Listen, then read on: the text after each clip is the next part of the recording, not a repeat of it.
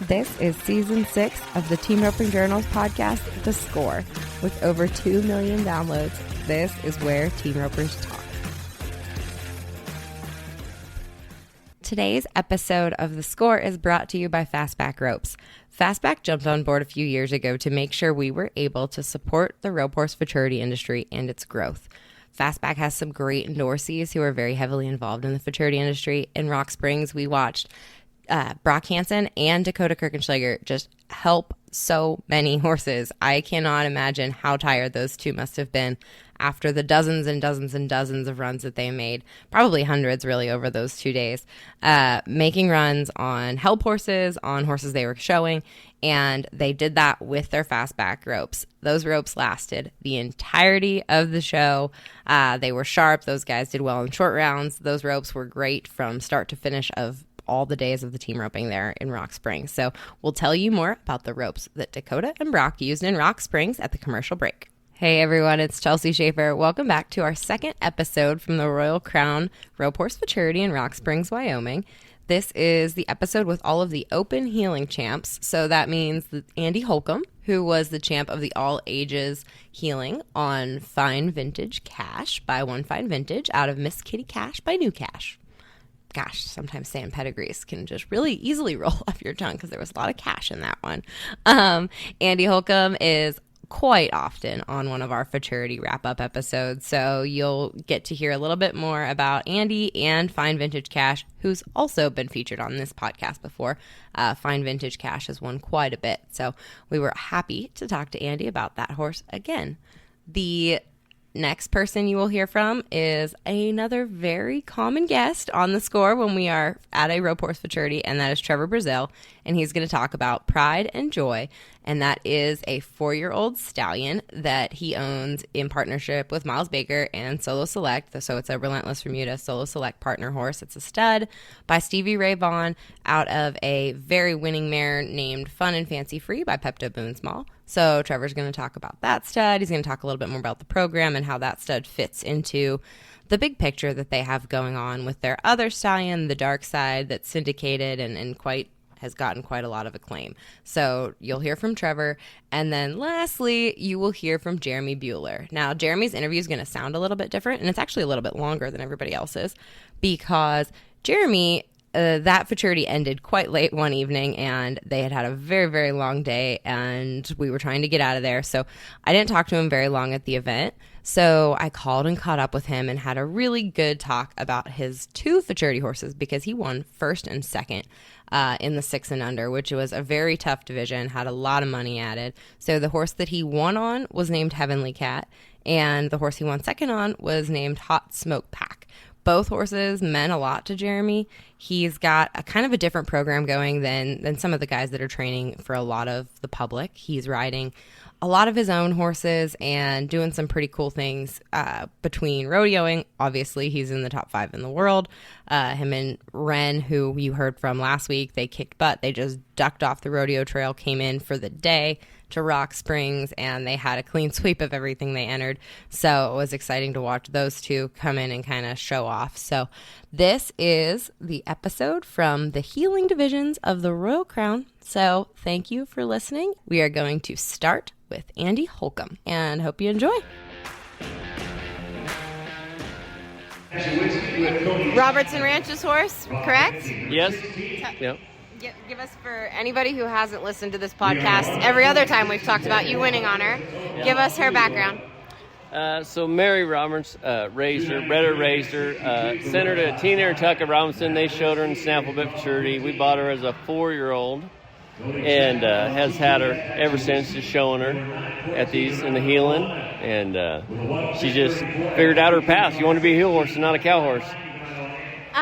And why are you still showing her in the all ages? Do you bring her to help and then it's just a bonus to kick butt in the all ages, or? Well, she's kind of just been my jackpot horse lately, but since I can bring her for the all ages, and then I also have a guy show her in the intermediate as well. Daniel Rice has been showing her in the intermediates too. So, and I think just trying to get money earned on her, and she does good at the futurity, so keep going with it. Mm-hmm. Yeah. Does she have babies coming yet? Not yet. We keep talking about breeding her, getting embryos, and we just haven't done it yet. Every year we say we're going to do it, and then we don't do it. So we need to get on the ball a little bit better. You ride a lot of outside horses, and you ride a lot. Tell me, why haven't you got on the breeding thing yet? Do you have any babies there or no? We actually bred our first mare this year, last year, I guess, and she had a foal this year. And it was kind of a funny deal. The only reason we bred it was because it was my wife's head horse, and it got hurt. It was my heel horse, then it was my wife's head horse. It got hurt, had to have a year off, so we bred it to Zach 34. And so we got it. That's our first and only baby on the ground right now. You went big. You went big first. We did. You didn't, yeah. We did, yeah. Yeah, so. What did you have? What kind of baby? Was it just a colt. Just a colt? Yeah. Is it fancy, or what are you? I don't know. He looks pretty fancy to me. I don't know. He's kind of chestnut, just kind of chestnut colt, real dark, I guess, sorrel. And I don't know. He's, like I said, it's the first one we've had, and I don't know. He's been a lot of fun, but also a lot of pain in the butt too. But some of the other guys I've talked to today said, "Man, it's just so hard to keep up because it's getting so tough and so good at the futurities." What have you done to keep advancing your abilities as far as the way the industry has progressed and how tough things are? Have you stayed the course with everything you did 5-10 years ago training horses, or have you changed anything about your game? No, I think I do a lot of the same training. There's definitely some things that I've kind of incorporated, new things. But I think the main thing I've worked on is just a lot of roping and getting help from different people and trying to improve my roping. And I think there's a lot of guys that you talk to that they talk about improving your roping, but a lot of the stuff that helps improve your roping improves your horsemanship and how you ride and how you, and maybe not train the horse as a 2- and 3-year-old, but how you rope on them as a finished horse. And then I think comes out, in a finished product and helps kind of stay up to date because it's pretty tough out here. Yeah. So you've come. Wyoming's like halfway to not halfway to Fort Worth, but like you're not going as far as Fort Worth yet, and you've not been. Are you going to go to Fort Worth and then Guthrie as well, or are you just for the Platinum Medal and then for the Regatta Buckle too, or what's the rest of your futurity schedule like this year? So I'm not going to go to the Platinum Medal. I got a really good friend's wedding that we got to go to, and so we're going to miss that one. But we're going to Fort Worth and then Regatta Buckle and then the Gold Buckle in December as well. So, yeah, plenty of trips back east for us still. So are you going to go back and forth between Fort Worth and the Regatta Buckle, or that's a lot of driving? Yeah, I think that one we usually probably, I'm guessing half the horses I take to Fort Worth aren't going to be eligible for Regatta Buckle. And so those will come home, and hopefully I'll find a place for the other ones to stay there. Is my plan right now. We're kind of probably planning a little bit when we get closer to it, but that's the plan right now. What are your customers most excited for with all of the changes in the futurity industry? Like, what do you see their enthusiasm going towards? Like one association or the other, or are they just excited to have World Series horses in the future? Or where's the enthusiasm coming from your customers? I think it's all of it, and I have quite a few customers that they want. They sent the horses to me to train for them as a horse in the end, and so the futurity is just kind of a good way to get them, exposed and maybe win some money on them and get them out there and broke and seasoned and just make them really good for them in the end. And they can come compete in the intermediate. The intermediate and the non-pro classes are so good that they can come compete on them too when the horse is ready for them to rope on them. And so I think that helps my clients a lot. So really, I think the Royal Crown's great for them just because the intermediate class is going on right now, and even the open and stuff, having the semi-pro side pot and stuff. I think all that stuff kind of helps. But Jay's futurities have the same deal with the intermediate and the limited if they're going to show in them too, and the non-pro. So I haven't really, and the Regatta Buckle's so new that we haven't we got quite a few horses in it. But I haven't figured out how the owners are going to stay involved in it yet. You know, we went last year and had a little bit of luck, but we kind of just mounted out last year. I didn't have a ton of my own horses there, so this will be the first year that I have more of my own horses there at Riata Buckle and some owners there that'll rope on them in the lower numbers, and so kind of just gonna just see how it goes this year, and then and because that might be a good deal for them too, a real good deal for them. Thank you to Andy for taking some time and sitting down with us. Next, we sit down with Trevor Brazile, and he is going to talk about Pride and Joyy, the stud by Stevie Ray Vaughan that he won the 4 and under healing with at the Royal Crown in Rock Springs. Really mate in the cow horse, you know, and then go on to do something else. Very few times I've seen that. So it's been fun to ride one that was successful in the cow horse and get to ride them to another discipline.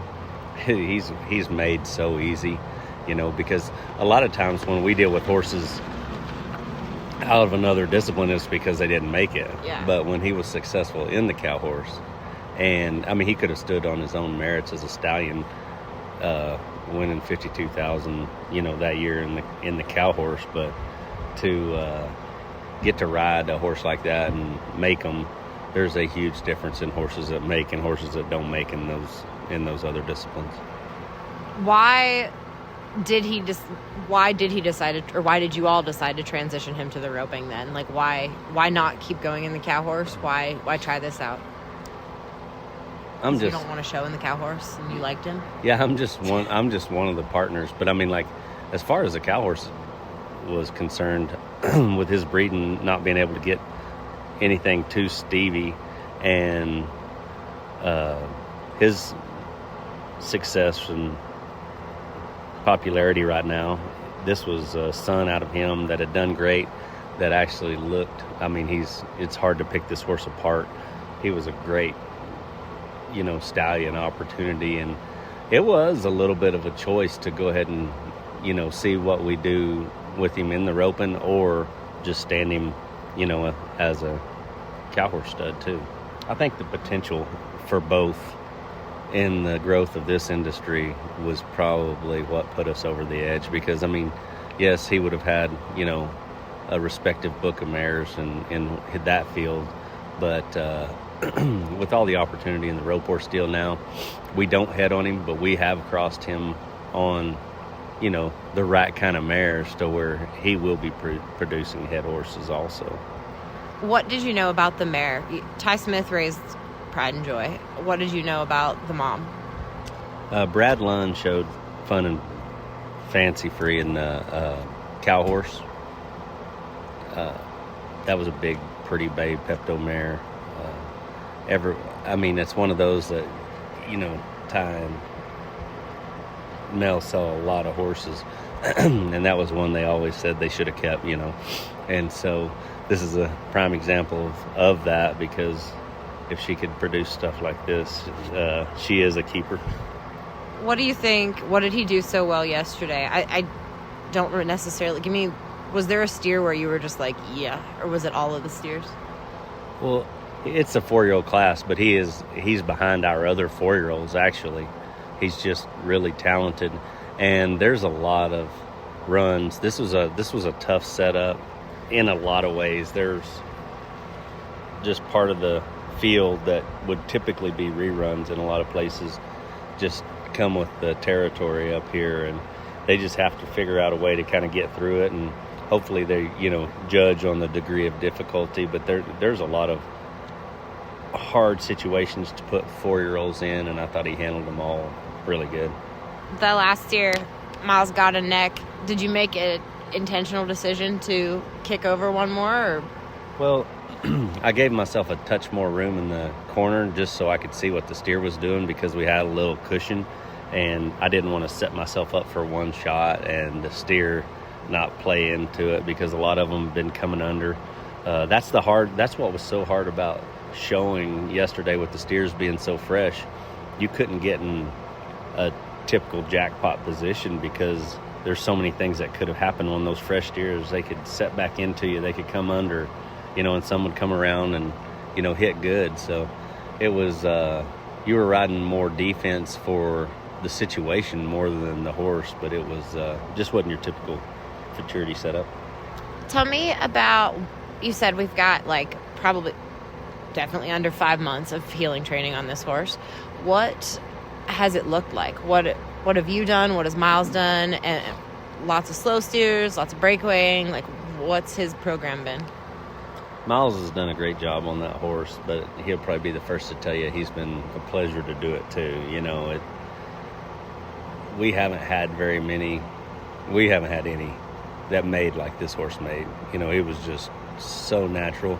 And granted, it is so much nicer to train a heel horse or a head horse, at a time on these young horses, because when you go to doing a lot on them early, it tends to get a touch confusing for them at times. But as far as heel horses go, this Pride and Joyy horse has made so fast.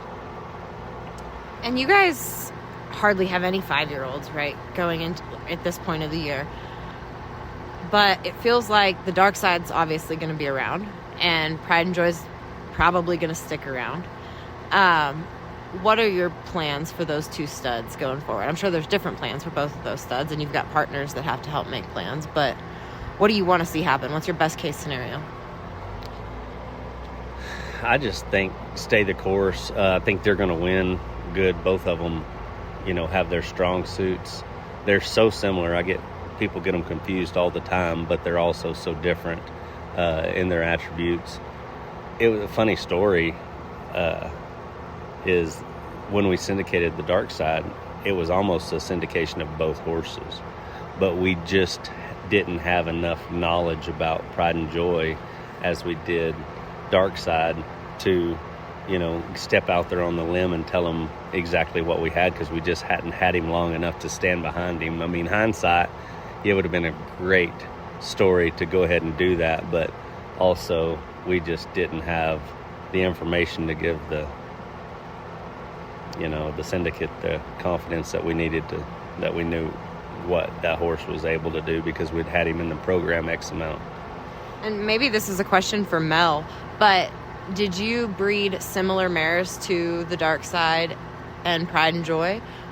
Was there any difference in the mares you bred, or should I ask Mel this question?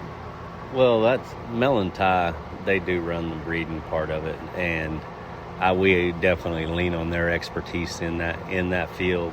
But yeah, we have crossed a lot of the same mares, and they're young stallions. We don't know which direction that their colts are going to go. As far as some smaller studs have produced over their head, and you just see a horse like the dark side with the bone and foot that he has, and just mind disposition and everything that come along with him, and just know that you can probably run any kind of mare you want under him, but depending on what the end product you want. But we call him Kilo, but Pride and Joyy has a ton of potential on both ends too, even though we haven't headed on him. He's got the speed. He's just such a pretty mover. I'm excited to see what he has in the future for sure. Very good. Well, if anything tells me we'll be talking later today after the 6-year-old, so not to jinx it, but good luck. I hope so. Thank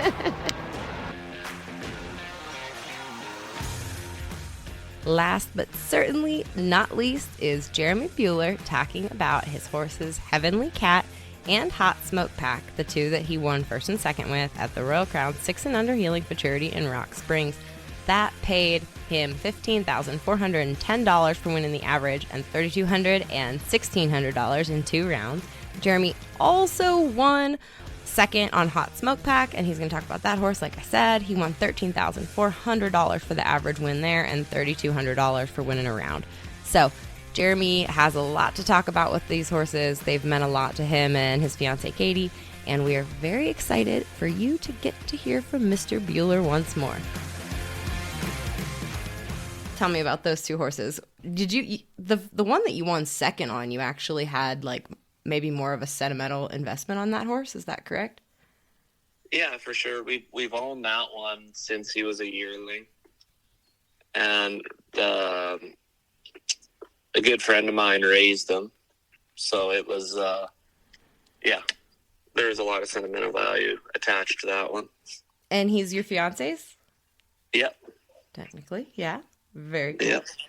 Did you put the first rides on him and all that, or did you send him away? Long story short, yes, I started him. Have you started a lot of 2-year-olds? Do you like climbing on one that hasn't had any rides on it yet? I honestly haven't done a lot of it. Mm-hmm. I've done a handful of them. But yeah, it's something I like. I'm passionate about it. I plan on doing a lot more of it. And so, okay, so tell me about the second horse then, the one that you won first with. That one wasn't, I mean, you were still very excited. I'm not saying he wasn't as sentimental, but the other one you had more connection with. But tell me about the one that you won the Futurity with. That's a really good horse. So he'd been healed on. Brady Pitchford. I bought the horse off Brady Pitchford. And Brady Pitchford is from where? Where's Brady Pitchford from? He's from Utah. Utah, okay. And yeah, like I said, like I want to make sure I give credit where it's due. Like he did a really good job with that horse, and Dan sure had him going the right way. And I bought him in May, I believe, this year. Okay. So I haven't done a whole lot of the work on him. I just got on him and roped, basically. Today's episode is brought to you by Fastback Ropes. We're going to take a little break to tell you a little bit about the Cobalt Heel Rope.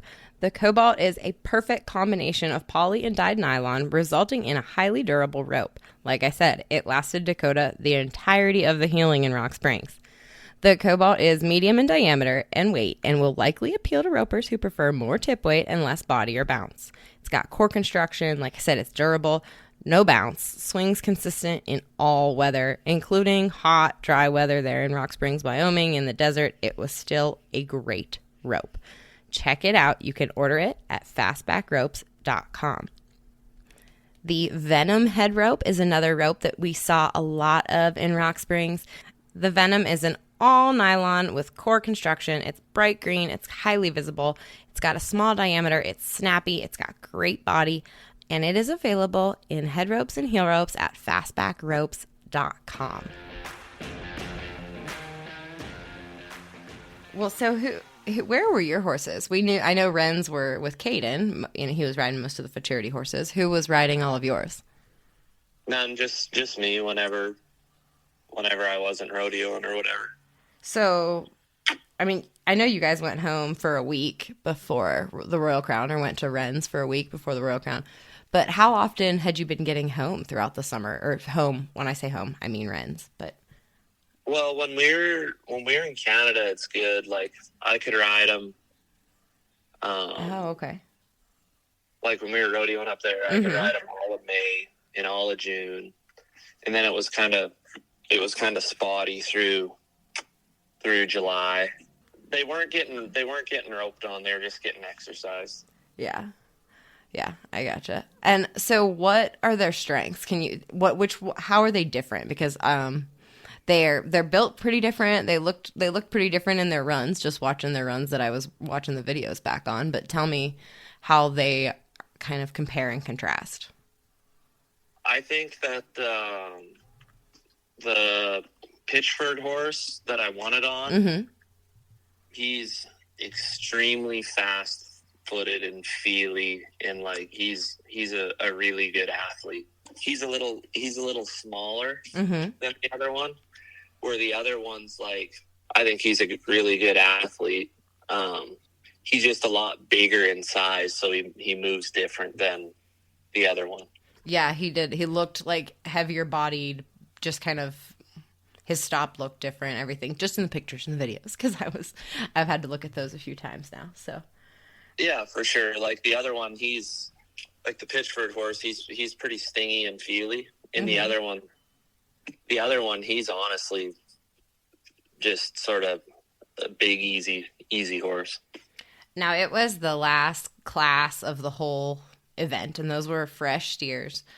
What did you have to do differently to kind of survive the gauntlet of those cattle that had been roped all week, kind of running, they were all kinds of different steers in that pen. Tell me, what you had to do with your rope, with your horses, everything.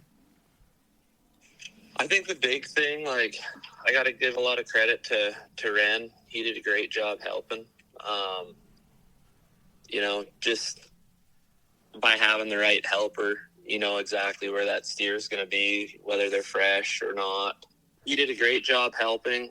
And a deal like that, like, those two horses, in my mind, like, they're not green. Mm-hmm. They haven't been rodeoed on. They haven't been to open jackpots yet. But I felt like I could ride them like I was jackpotting. I didn't feel like there was a whole lot of smoke and mirrors where I had to, like, do this or try to sneak by this. Like, I felt like I could just go rope on them, which between having a good helper and those two horses that I own being that way, and then it's the same old deal. It's one steer at a time, not getting too wrapped up paying attention to who's scoring what or what horse is doing this or that, and just kind of keeping it simple. Now, some of the guys and I talk about, especially a lot of the guys that are riding a bunch of outside horses, how different it is when you're riding outside horses for clients versus you're just on your own horse that is a horse that you purchased for yourself and picked out, kind of the pick of the litter. You've ridden some great outside horses. That stud you rode last year was awesome. So I think you've been fortunate in that regard. But is there a difference, do you think, in that? Yes and no. I don't, like, anytime the clients that I have, or like the people that I've rode horses for, like, mm-hmm. I don't have people that I don't know just bringing me horses that I'm riding. Like, normally I really do truly care about their horses because they're good friends of mine, and, like, so I understand what's the right way to put that? Their goals, or their. Yeah, like I kind of get attached even to the outside horses, but like I said, I'm usually riding horses for good friends, not just people that I don't know. Not just money people that just send you something and say, make it famous or whatever. Yeah, so I actually care about it, and I've been lucky, like, with Robin and that stud. Mm-hmm. Like, I had high call at Rock Springs last year and missed. Mm-hmm. And to me, the relationship that we have, like, she felt bad for me because she knew how much I cared about getting that horse showed. It wasn't like, he screwed my stud out of winning 10,000. You know what I mean? Yep. I don't really have 20 outside horses. Normally I show up and I kind of show a couple of them, and I actually care about them all. You know what I mean? Yeah. I know what you mean. Well, thanks, Jeremy. Congratulations. Oh, I'll talk to you after you win Ellensburg or something next week. That'd be all right. That sounds good. Okay. All right. Bye. All right. We appreciate you all listening to this episode of The Score. Thanks for hanging with us, and we will be back again next week.